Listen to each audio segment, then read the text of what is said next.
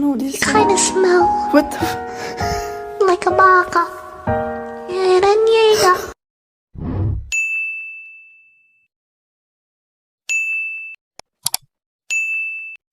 Hey everybody, today I'm back with my first tutorial.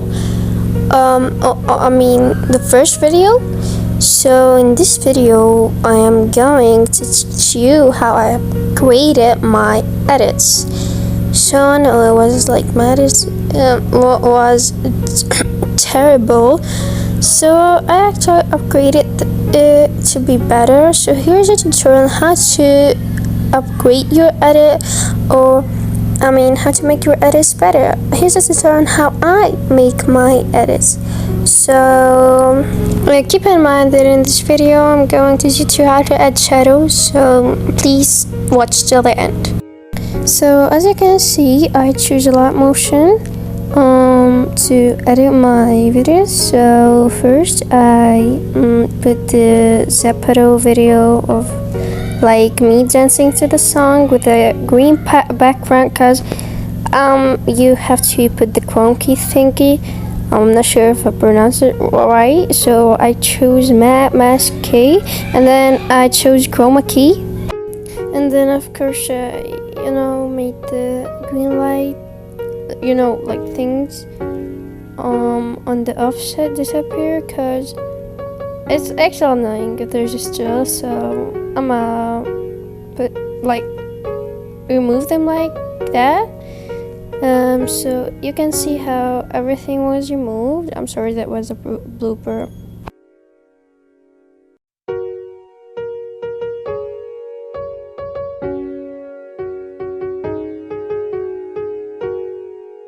So after that, I duplicate the layer of me on my Zepeto dancing. So after I duplicate the layer, I choose brightness and contrast to the layer that is down, like not the top one. And then I choose Gaussian blur to blur the black layer, like the shadow one.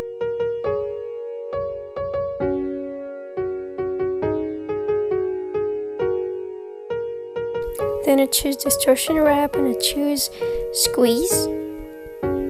Yes, and I squeeze the shadow, so become like a shadow, as you can see in the video.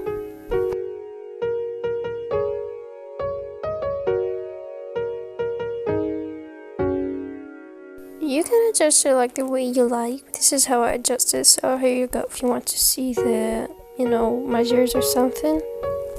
According to the measures, I'm not sure if that's what I always use, because that's not what I always use. And then I just added the opacity of the shadow to look like a shadow. As you can see how the shadow actually looks like a real shadow. You can even adjust it so you can adjust everything so it could look like a real shadow. Because of the squeeze thingy, it's like easier.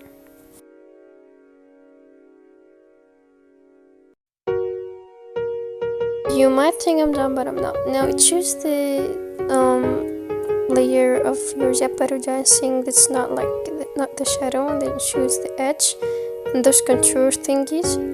Make the color white, and then make the adjustments that you see in the videos, because I didn't study them.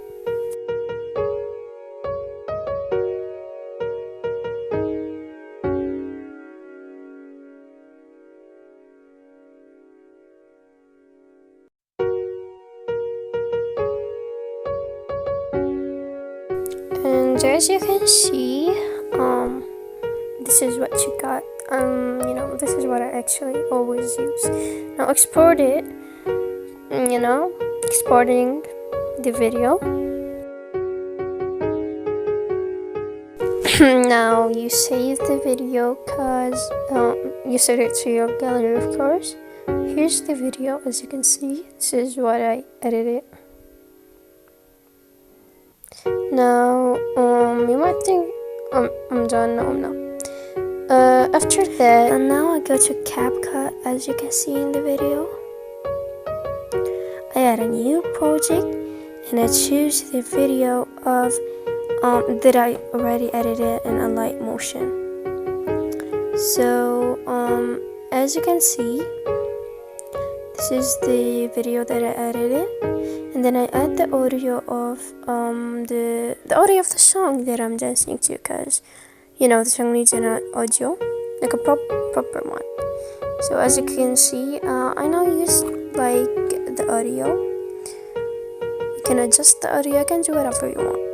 So now remove the ending part, and you know, you have to make the quality better. You can use sharpen, like in the adjust one.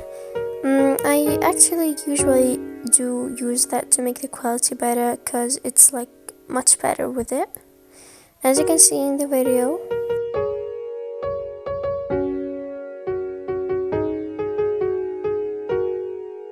Now as you can see that the audio is a little bigger than the video, so I always like split some parts and copy them so that it could match the audio.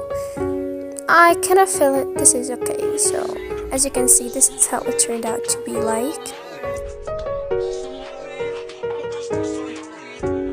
So that's all. Hope you liked this video. Bye bye.